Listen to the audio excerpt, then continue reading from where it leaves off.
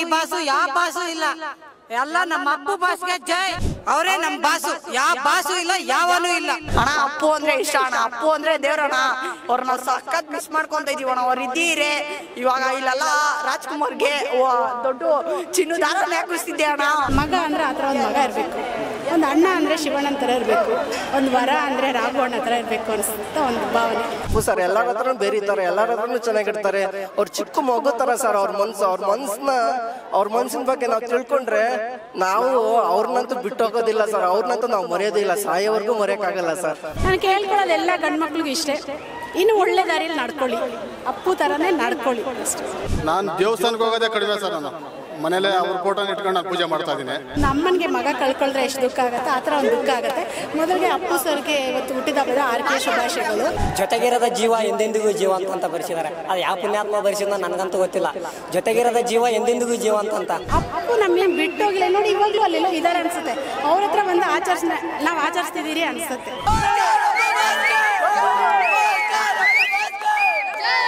ಅಣ್ಣ ಅಪ್ಪು ಅಂದ್ರೆ ಇಷ್ಟ ಅಣ್ಣ, ಅಪ್ಪು ಅಂದ್ರೆ ದೇವ್ರಣ್ಣ.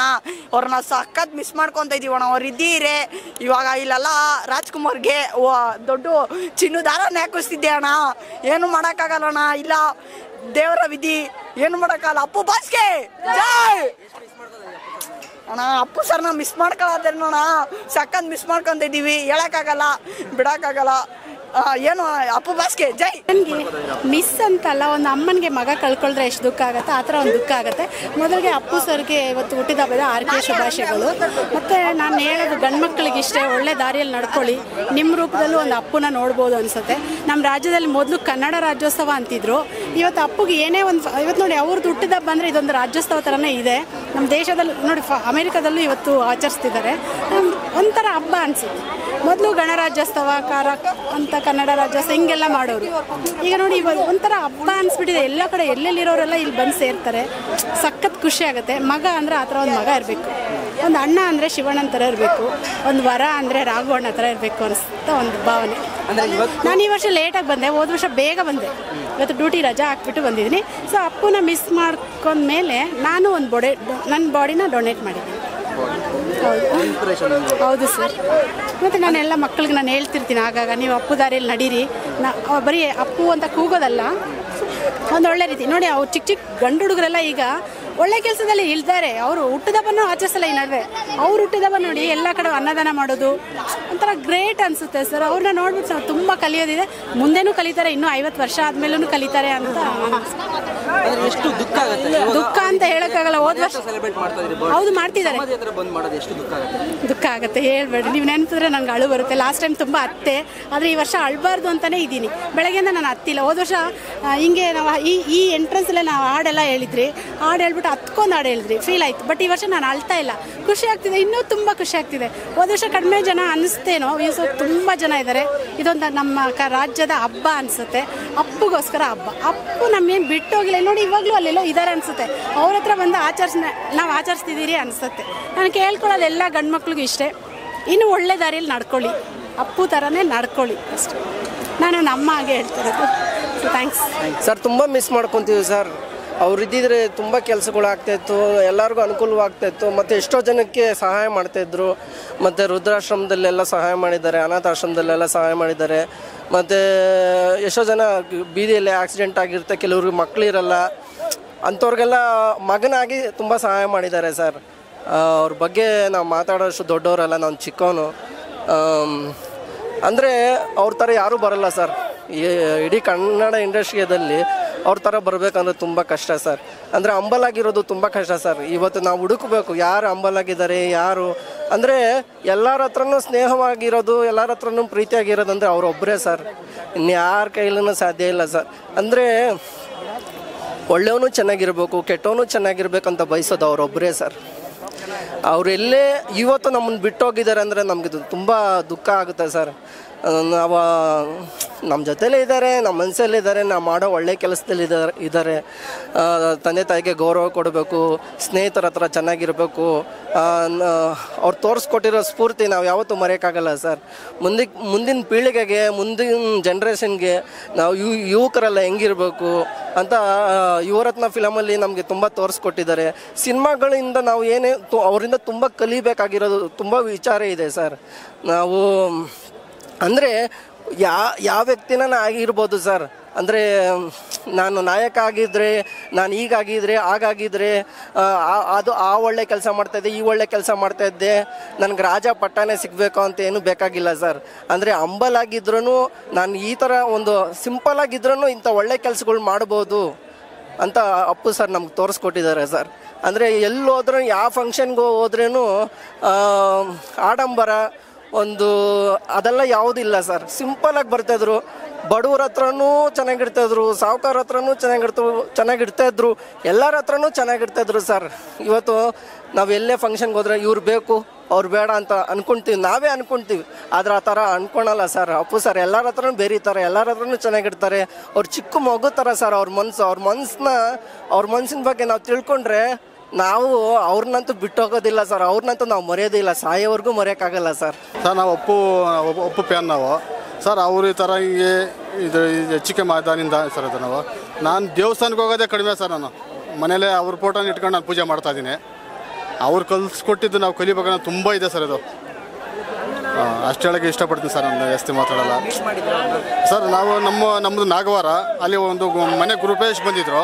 ಅವಾಗ ಸ್ವಲ್ಪ ನಾವು ಮೀಟ್ ಮಾಡಿ ಟ್ಯಾಂಕ್ಸ್ ತಗೊಂಡಿದ್ದೆ ಸರ್. ನಾವು ಸರ್ ನೆನೆಸ್ಕೊಂಡಿದ್ರೆ ಸರ್, ಅವ್ರು ಎಷ್ಟು ಖುಷಿಯಾಗಿದ್ರು ಗೊತ್ತಾ ಸರ್. ಅವರು ಎಲ್ಲರ ಹತ್ರನೂ ಒಂದು ಚಿಕ್ಕ ಮಗುವಾಗಿರಲಿ, ಈ ವಯಸ್ಸಾಗಿರೋರು ಆಗಿರಲಿ, ಯಾರೇ ಆಗಿದ್ರು ನಗ್ನಗ್ತಾ ಮಾತಾಡ್ಕೊಂಡು ಟ್ಯಾಂಕ್ಸ್ ಕೊಟ್ಬಿಟ್ಟು ಹೋದ್ರು ಸರ್. ಅದು ಹಿಂಗೆ ಆಗಿದ್ಮೇಲೆ ಒಂದು 15 ದಿವಸಕ್ಕೆ ಏನಾಯ್ತಾರೆ ಹಿಂಗೆ ಈ ಥರ ಆಯ್ತು ಸರ್. ಹಿಂಗೆ ಅವತ್ತಿಂದ ನಮಗೆ ನಾವು ಅವ್ರು ನೆನೆಸ್ಕೊಂಡಿದ್ದ ದಿನನೇ ಇಲ್ಲ ಸರ್. ಇದು ನಾವು ಮನೆಯಲ್ಲಿ ದೇವ್ರ ಕಡ್ಡಿನೇ ಪೂಜೆನೇ ಮಾಡಲ್ಲ ಸರ್. ನಾವು ದೇವಸ್ಥಾನಕ್ಕೆ ಹೋಗೋದೇ ಕಡಿಮೆ ಆಗ್ಬಿಟ್ರು. ಅವ್ರ ಫೋಟೋ ಇಟ್ಕೊಂಡು ಪೂಜೆ ಮಾಡ್ತಾ ಇದ್ದೀವಿ. ನಮ್ಮ ಫೋನಲ್ಲಿ ಐತೆ ಅದೆಲ್ಲ ಫೋಟೋಸ್ ಎಲ್ಲ ಐತೆ, ಮನೆಯಲ್ಲಿ ಹೊಡೆದಿರುವಂಥ ಫೋಟೋಸ್ ಎಲ್ಲ ಮಿಸ್ ಮಾಡ್ಕೊಂಡು ಅವ್ರ ಥರ ಜೀವನ ಮಾಡಬೇಕು ಸರ್. ಎಲ್ಲರೂ ಪ್ರತಿಯೊಬ್ಬರು ಯುವಕರು ಅವ್ರ ಥರ ಜೀವನ ಮಾಡಬೇಕು. ಅಂದರೆ ಅವ್ರಿಗೆ ಆ ಈಗೋ ಅನ್ನೋದು ಯಾವುದೂ ಇಲ್ಲ ಸರ್. ಈಗೋ, ಈ ಕೋಪ, ಈ ಬೇಜಾರು ಇದು ಯಾವುದೂ ಇಲ್ಲ ಸರ್. ಎಲ್ಲೋದ್ರೇನು ಒಂದು ಅರ್ಧ ಗಂಟೆ ಲೇಟ್ ಆದ್ರೂ ಪರವಾಗಿಲ್ಲ, ಅವ್ರ ಕಾರ್ಯಕ್ರಮಗಳು ಸ್ವಲ್ಪ ಸ್ಟಾಪ್ ಮಾಡಿಕೊಂಡು ಅಭಿಮಾನಿಗಳನ್ನ ಮೀಟ್ ಮಾಡಿ ಅವ್ರು ನಮ್ಮ ಪ್ರೀತಿಯಿಂದ ಮಾತಾಡಿ ದೊಡ್ಡವ್ರಿಗೆ ನಮಸ್ಕಾರ ಮಾಡಿ ಅಷ್ಟು ಚೆನ್ನಾಗಿ ಮಾತಾಡ್ತಿದ್ರು ಅವರು. ನಮಗೆ ಇವಾಗ ಅವ್ರನ್ನ ನೋಡ್ಬೇಕಂತಾನೆ ಇದೆ. ಭಗವಂತ ನಮ್ಗೆ ಬೇಗ ತಗೊಂಡ್ಬಿಟ್ಟಿದ್ದಾರೆ. ನಮ್ಗೆ ದುಃಖ ಆಗುತ್ತೆ, ಅದು ಮರೆಯೋಕ್ಕಾಗ್ತಾ ಇಲ್ಲ. ಅವರು ಇಲ್ಲೆಲ್ಲ ಇದೋರನ್ನ ಅನ್ನಿಸ್ತಂತೆ ಫೀಲ್ ಆಗುತ್ತೆ ಸರ್. ಅದು ಸರ್, ಅದೇ ಅವ್ರು ಇದ್ದಾರೆ ಅಂತಾನೆ ನಾವು ಇವತ್ತು ಕೂಡ ನಮ್ಮ ಮನಸ್ಸಲ್ಲಿ ನಾವು ಮಾಡೋ ಒಳ್ಳೆ ಕೆಲಸದಲ್ಲಿ ಅವ್ರು ಇದ್ದಾರೆ ಅಂತಾನೆ ನಾವು ನೆನೆಸ್ಕೊಂಡಿದ್ದೀವಿ ಸರ್. ಸರ್, ಕನ್ನಡ ಇಂಡಸ್ಟ್ರಿಗೆ ಆಲ್ ಪ್ಯಾಕೇಜ್ ಅಂದರೆ ಅದು ಪವರ್ ಸ್ಟಾರ್ ಪುನೀತ್ ರಾಜ್ಕುಮಾರ್ ಅವರು. ಯಾಕಂದರೆ ಯಾರೋ ಒಂದು ವರ್ಡ್ ಹೇಳಿದ್ದಾರೆ ಸರ್, ಆಟದಿಂದ ಅಲ್ಲಿಂದ ಬರ್ಸಿರ್ತಾರೆ. ಅದು ನೋಡೋಣ ಮೆಸ್ಮರೈಸ್ ಆಗುತ್ತೆ ನನಗೆ. ಏನಂದರೆ ಜೊತೆಗಿರೋದ ಜೀವ ಎಂದೆಂದಿಗೂ ಜೀವ ಅಂತ ಬರ್ಸಿದ್ದಾರೆ. ಅದು ಯಾವ ಪುಣ್ಯಾತ್ಮ ಬರ್ಸಿದ್ನೋ ನನಗಂತೂ ಗೊತ್ತಿಲ್ಲ. ಜೊತೆಗಿರೋದ ಜೀವ ಎಂದೆಂದಿಗೂ ಜೀವ ಅಂತ ಆ ವರ್ಡ್ ಮೀನಿಂಗ್ ತಿಳ್ಕೊಬೇಕಾದ್ರೆ ಎಷ್ಟೋ ಅದಿದೆ ಸರ್. ಈಗ ಅವ್ರಿಲ್ಲ, ಅವ್ರು ಮಾತಾಡ್ತಿಲ್ಲ, ಆದರೆ ಅವ್ರು ಮಾಡಿರೋ ಕೆಲಸಗಳು ಮಾತಾಡ್ತಿದೆ ಇವತ್ತು ಅಲ್ವಾ. ನಾವೆಷ್ಟು ಪುಣ್ಯವಂತರು. ಅವ್ರ ಜನ್ರೇಷನಲ್ಲಿ ನಾವು ಹುಟ್ಟಿ ಅವ್ರನ್ನೆಲ್ಲ ಓಡಾಟ ನೋಡಿ, ಅವ್ರ ಒಡನಾಟ ನೋಡಿ, ಅವ್ರ ಸಿಂಪ್ಲಿಸಿಟಿ ನೋಡಿ. ಕನ್ನಡ ಇಂಡಸ್ಟ್ರಿಗೆ ಆಲ್ ಪ್ಯಾಕೇಜ್ ಅಂದರೆ ಅವ್ರು ಪವರ್ ಸ್ಟಾರ್ ಪುನೀತ್ ರಾಜ್ಕುಮಾರ್. ಏನಕ್ಕೆ ಅಂದರೆ ಒಂದು ಡ್ಯಾನ್ಸಿಂಗ್ ಆಗಿರ್ಬೋದು, ಒಂದು ಫೈಟಿಂಗ್ ಆಗಿರ್ಬೋದು, ಒಂದು ಸಿಂಗಿಂಗ್ ಆಗಿರ್ಬೋದು. ಕನ್ನಡ ಇಂಡಸ್ಟ್ರಿಗೆ ಆಲ್ ಪ್ಯಾಕೇಜ್ ಅಂದರೆ ಅವ್ರು ಪವರ್ ಸ್ಟಾರ್ ಪುನೀತ್ ರಾಜ್ಕುಮಾರ್. ಈಗ ಹೇಳ್ತಾರೆ ಸರ್, ಹೀರೋಗಳ ಇರ್ತಾರೆ ಒಬ್ಬೊಬ್ಬರು ಫೋಟೋ ತಗೊಳಕ್ಕೆ ಹೋದರೆ ಬೈದು ಕಳಿಸ್ಬಿಡ್ತಾರೆ. ಅಪ್ಪು ಸರ್ ಹಂಗಲ್ಲ, ಸಿಂಪ್ಲಿಸಿಟಿ. ಸ್ವಲ್ಪ ಲೇಟ್ ಆದರೂ ಹೋಗಿ ಬರ್ತೀನಿ ಕಂದ, ಇಲ್ಲೇನಿಲ್ಲ ಅಂತಾರೆ. ನಾನು 2 ಸಲ ಮೀಟ್ ಆಗಿದ್ದೇನೆ ಅಪ್ಪು ಸರ್. ಒಂದು ಸಲ ಮೀಟ್ ಆಗೋಕ್ಕಾಗಿಲ್ಲ, ಒಂದು ಸಲ ಫೋಟೋ ತಗೊಂಬಂದೆ. ಈಗ ಸರ್ ಮೊನ್ನೆ ಕುಂಭಮೇಳ ನಡೀತು, ಅಲ್ಲೆಲ್ಲ ಅಪ್ಪು ಸರ್ ಫೋಟೋ ತೊಗೊಂಡೋಗ್ತಾರೆ. ಏನು ದೇವ್ರಂತ ಟ್ರೀಟ್ ಮಾಡ್ತಿದ್ದಾರೆ ಅವ್ರಿಗೆ. ಏನಕ್ಕೆ? ಅವ್ರು ಮಾಡಿರೋ ಹೆಲ್ಪು, ಅವ್ರು ಮಾಡಿರೋ ಸಾಧನೆಗಳು ಇವೆಲ್ಲ ನೋಡಿದರೆ ಈಗ ಅವರೆಲ್ಲನಕ್ಕೆ ಬೇಜಾರಾಗತ್ತೆ ಸರ್. ಆದರೂ ಅವ್ರು ಮಾಡಿರೋ ಕೆಲಸ ಕಾರ್ಯಗಳಲ್ಲಿ ಅಪ್ಪು ಸರ್ ಇದ್ದಾರೆ. ಅವ್ರನ್ನ ಎಂದಿಗೂ ನಾವು ಅವ್ರು ಹೇಳ್ಕೊಟ್ಟಿರೋ ದಾರಿಲ್ಲ ನಡಿತೀವಿ, ಯಾವತ್ತೂ ಕೆಟ್ಟ ಕೆಲಸ ಮಾಡಲ್ಲ.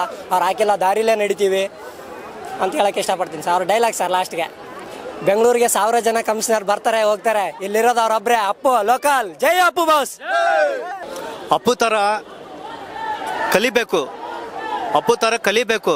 ಅವ್ರ ಥರ ನಟೇ ಇರಬೇಕು. ಅವ್ರ ಥರ ಯಾರು ಮಾಡೋಕ್ಕಾಗಲ್ಲ. ಪುನೀತ್ ರಾಜ್ಕುಮಾರ್ ಥರ ದಾನ ಧರ್ಮ ಮಾಡಿದ್ದಾರೆ, ಸಿಕ್ಕಾಪಟ್ಟೆ ದಾನ ಧರ್ಮ ಮಾಡಿದ್ದಾರೆ ಪುನೀತ್ ರಾಜ್ಕುಮಾರು. ಅವ್ರ ಥರ ಯಾರು ಮಾಡೋಕ್ಕಾಗಲ್ಲ. ಪುನೀತ್ ರಾಜ್ಕುಮಾರ್ ಒಬ್ಬನೇ, ಡಾಕ್ಟರ್ ರಾಜ್ಕುಮಾರ್ ಮಗನೇ, ಅವನೇ ಒಬ್ಬನೇ ಡಾಕ್ಟರ್. ಪುನೀತ್ ರಾಜ್ಕುಮಾರ್ ಅವ್ರು ಎಷ್ಟು ಅವಾರ್ಡ್ ಕೊಟ್ರು ಕಮ್ಮಿನೇ ಅವ್ರಿಗೆ. ಅಪ್ಪು ಅಂದರೆ ನಮಗೆ ಚಿಕ್ಕ ವಯಸ್ಸಿಂದ ತುಂಬ ಇಷ್ಟ. ಚಿಕ್ಕ ವಯಸ್ಸಿಂದನೂ ಅವ್ರ ತಂದೆ ಫಿಲಮು ನೋಡ್ತಾ ಇದ್ವಿ ನಾವು. ಯಾವಾಗಲೂ ನಾವು ಅಪ್ಪುಗೆ ಇದು ಮಾಡೋದು. ಆ ಬಾಸು ಈ ಬಾಸು ಯಾವ ಬಾಸು ಇಲ್ಲ, ಎಲ್ಲ ನಮ್ಮ ಅಪ್ಪು ಬಾಸ್ಗೆ ಜೈ. ತುಂಬ ಮಿಸ್ ಮಾಡ್ಕೊತಾ ಇದ್ದೀವಿ, ತುಂಬ ಮಿಸ್ ಮಾಡ್ಕೊತೀವಿ. ನಾವಂತೂ ನೆನೆಸ್ಕೊತಾನೆ ಇರ್ತೀವಿ ಯಾವತ್ತೂ ಅಷ್ಟೇ. ಯಾವತ್ತೂ ನಾವು ಅವ್ರನ್ನ ಭೇಟಿ ಮಾಡೋಕ್ಕಾಗಲಿಲ್ಲ ಸರ್. ನಾವು ಅವ್ರು ನೋಡೋಕ್ಕಾಗಲಿಲ್ಲ ಸರ್ ನಾವು. ಆದರೂ ನಾವು ಬಂದು ಅವರು ಇದು ಪುಣ್ಯ ಇದು ಮಾಡ್ತಾ ಇದ್ರಲ್ಲ, ಆಗ ಬಂದು ನೋಡ್ಕೊಂಡು ಹೋಗ್ವಿ. ಇಲ್ಲೂ ವರ್ಷ ಬರ್ತಾ ಇರ್ತೀವಿ. ಆದ್ರೂ ಅವ್ರನ್ನ ಮಿಸ್ ಮಾಡ್ಕೊಂಡಿದ್ದೀವಿ ತುಂಬ. ಈಗಲೂ ಮಿಸ್ ಮಾಡ್ಕೊತಾನೆ ಇದ್ದೀವಿ. ಅವ್ರ ಥರ ಯಾರು ಹುಟ್ಟು ಬರೋಕ್ಕೆ ಸಾಧ್ಯ ಇಲ್ಲ. ಮತ್ತೆ ಅವ್ರು ಹುಟ್ಟಿ ಬರಲಿ ಅಂತ ಕೇಳ್ಕೊತಾ ಇದ್ದೀವಿ. ಅವರೇ ನಮ್ಮ ಬಾಸು, ಯಾವ ಬಾಸು ಇಲ್ಲ, ಯಾವನೂ ಇಲ್ಲ. ನಾವು ಹೇಳ್ತಾ ಇರೋದು ಹೇಳಿದ್ರೆ ಜೈ ಅಪ್ಪು ಬಾಸ್. ಅಲ್ಲಿಂದ ಇಲ್ಲಿಗೆ ಬರೋಕ್ಕೆ ಕಾರಣ ಏನಂದ್ರೆ ಅವ್ರ ಮೇಲಿರೋ ಪ್ರೀತಿ ವಿಶ್ವಾಸ. ಇಲ್ಲಿ ಇಷ್ಟು ಜನ ಬಂದವ್ರೆ, ಇವ್ರನ್ನೆಲ್ಲ ನೋಡಿದ್ರೆ ಗೊತ್ತಾಗುತ್ತೆ ಅಪ್ಪು ಬಾಸ್ ಎಷ್ಟು ಒಳ್ಳೆ ಮನುಷ್ಯ, ದೇವತಾ ಮನುಷ್ಯ ಅಂತ. ಅಪ್ಪು ಬಾಸ್ ಅಂತ ಅಪ್ಪು ಬಾಸ್ ಅಂತ ಇಂದು ಒಳ್ಳೆ ಮನುಷ್ಯ ಎಲ್ಲೂ ಸಿಗಲ್ಲ. ಅಪ್ಪು ಬಾಸ್ ಹೇಳ್ಬೇಕಂದ್ರೆ ದೇವತಾ ಮನುಷ್ಯ ಇದ್ದಂಗೆ. ಅಪ್ಪು ಬಾಸು ತುಂಬ ಜನಗಳಿಗೆ ಸಹಾಯ ಮಾಡಿದ್ದಾರೆ. ಎಷ್ಟೋ ಅನಾಥಾಶ್ರಮಗಳಿಗೆ ಊಟ ಏನೇನೋ ಮಾಡಿದ್ದಾರೆ. ಅವರು ಕೊನೆ ಕ್ಷಣದಲ್ಲಿ ಅವರು ಬಾಡಿ ಪಾರ್ಟ್ಸ್ಗಳೆಲ್ಲ ದಾನ ಮಾಡಿದ್ದಾರೆ. ಅವ್ರಿಗೆಲ್ಲ ನಮಗೆಲ್ಲ ಅವ್ರು ಒಂಥರ ಇನ್ಸ್ಪಿರೇಷನ್ ಅಂತ ಹೇಳ್ಬೋದು. ಜೈ ಅಪ್ಪು ಬಾಸ್. ಅಪ್ಪು ಬಾಸ್ ಅವರ ಹುಟ್ಟುಹಬ್ಬದ ಎಲ್ಲರಿಗೂ ಶುಭಾಶಯಗಳು. ಅಪ್ಪು ಬಾಸ್ ಹೋದ ವರ್ಷದ ಬರ್ತಡೇಯಲ್ಲಿ ನನಗೆ ಅನಾಥಾಶ್ರಮ ಸಿನ್ನೂರು ಆಶ್ರಮದಲ್ಲಿ ಹೋಗಿದ್ದೆ ಬರ್ತಡೇ ಸೆಲೆಬ್ರೇಷನ್ ಮಾಡ್ಕೊಳಕ್ಕೆ. ಅವ್ರು ನಮಗೆ ಸನ್ಮಾನ ಮಾಡಿ ಈ ಥರ ಮೈಕ್ ಕೊಟ್ಬಿಟ್ಟು ಸಡನ್ನಾಗಿ ಮಾತಾಡಿ ಅಂತ ಹೇಳಿದ್ರು. ಏನು ಮಾತಾಡ್ಬೇಕಂತ ಗೊತ್ತಾಗಲಿಲ್ಲ ನನಗಲ್ಲಿ. ಅವಾಗ ನನಗೇನು ಅನಿಸ್ತು, ನನ್ನ ಓನ್ ಕಮೆಂಟ್ಸ್ ನಾನು ಹೇಳಿದೆ. ಅಪ್ಪು ಸ್ಫೂರ್ತಿ ದಿನ ಮಾರ್ಚ್ 17 ಏನಕ್ಕೆ ಸ್ಫೂರ್ತಿ ದಿನ ಅಂತ ಸ್ಯಾಂಡಲ್ವುಡ್ ಅವ್ರು ಡಿಸೈಡ್ ಮಾಡಿದ್ದಾರೆ ಅಂದರೆ, ಅವರಿಂದ ನಾವೆಲ್ಲ ಏನು ಇನ್ಸ್ಪೈರ್ ಆಗಿದ್ದೀವೋ ಅದನ್ನು ನಾವು ಅವ್ರನ್ನ ಹೇಳಬೇಕಂದ್ರೆ ಮೀನ್ಸ್ ಅಪ್ಪು ಬಾಸಿಂದ ನಾನು ಇನ್ಸ್ಪೈರ್ ಆಗಿರೋದು ನಾನು ಸಣ್ಣದಾಗಿ ನಿಮಗೆ ಹೇಳೋಕೆ ಇಷ್ಟಪಡ್ತೀನಿ. ಮೀನ್ಸ್ ಅಂದರೆ ನನ್ನ ಮುಂಚೆ ಎಲ್ಲ ಆಟ ಮಾಡ್ತಿದ್ದೆ. ಮೀನ್ಸ್ ಅಂದರೆ ವರ್ಕ್ ಇಂಪಾರ್ಟೆಂಟು, ನನ್ನ ಗೋಲ್ ಇಂಪಾರ್ಟೆಂಟು, ನನ್ನ ಅಷ್ಟೇ ಲೈಫ್ ಅನ್ನೋದು ಆ ಥರ ಇದ್ದೋ ಹುಡುಗಿ ನಾನು. ಮೀನ್ಸ್ ಮ್ಯಾರೇಜ್ ಆದ್ರೂ ಅದೇ ಥರನೇ ನಾನು ಲೈಫ್ ಲೀಡ್ ಮಾಡ್ಕೊಂಡು ಬರ್ತಾ ಇದ್ದೆ. ಮೀನ್ಸ್ ಅಪ್ಪು ಬಾಸಿಂದ ನನಗೆ ಏನು ಕಲ್ತ್ಕೊಂಡೆ ಅಂದರೆ ಫ್ಯಾಮಿಲಿಗೆ ಫಸ್ಟ್ ಪ್ರಿಫರೆನ್ಸ್ ಕೊಡಬೇಕು. ನಮ್ಮದೇನೇ ಆಸೆಗಳಿರಲಿ, ನಮ್ಮದೇನೇ ಗೋಲ್ ಇರಲಿ, ಅದು ಫಸ್ಟ್ ಪ್ರಿಫರೆನ್ಸ್ ಕೊಡಬೇಕಾದ್ರೆ ಫ್ಯಾಮಿಲಿ, ತಂದೆ ತಾಯಿ, ಮೀನ್ಸ್ ಮಕ್ಕಳು, ಗಂಡ, ಅವ್ರಿಗೆ ಎಲ್ಲರಿಗೂ ನಮ್ಮ ಒಂದು ಫ್ರೆಂಡ್ ಸರ್ಕಲಲ್ಲಿ ನಮಗೆ ಯಾರು ಸಹಾಯ ಮಾಡ್ತಾರೋ ಅವ್ರಿಗೆ ಪ್ರಿಫರೆನ್ಸ್, ನಮ್ಮನ್ನು ಇಷ್ಟಪಡೋರಿಗೆ ಫಸ್ಟ್ ನಾವು ಪ್ರಿಫರೆನ್ಸ್ ಕೊಡಬೇಕನ್ನೋದನ್ನು ಅಪ್ಪು ಬಾಸಿಂದ ಕಲ್ತ್ಕೊಂಡೆ. ಮತ್ತು ನಾನು ಹೇಳೋ ರಿಕ್ವೆಸ್ಟ್ ಏನಂದರೆ, ಈ ಬರ್ತ್ಡೇ ಸೆಲೆಬ್ರೇಷನ್ಗಳೆಲ್ಲ ದಯವಿಟ್ಟು ಅಭಿಮಾನಿಗಳು ಕ್ಲಬ್ಬು, ಪಬ್ಬು, ಪಾರ್ಟಿ ಈ ಥರ ಎಲ್ಲ ಮೋಜು ಮಸ್ತಿ ಈ ಥರ ಮಾಡಿ ದಯವಿಟ್ಟು ಹಣನ ವೇಸ್ಟ್ ಮಾಡೋ ಬದಲು ನಿಮ್ಮ ಕೈಲಾದಷ್ಟು ಸಹಾಯ ಮಾಡಿ. ದಯವಿಟ್ಟು ವೃದ್ಧಾಶ್ರಮಗಳು, ಅನಾಥಾಶ್ರಮಗಳಲ್ಲಿ, ಮಕ್ಕಳ ವಿದ್ಯಾರ್ಥಿ ಅಭ್ಯಾಸಗಳಲ್ಲಿ ದಯವಿಟ್ಟು ನಿಮ್ಗೆ ಎಷ್ಟು ಸಾಧ್ಯ ಆಗುತ್ತೆ ಅಷ್ಟನ್ನು ಹೆಲ್ಪ್ ಮಾಡಿ.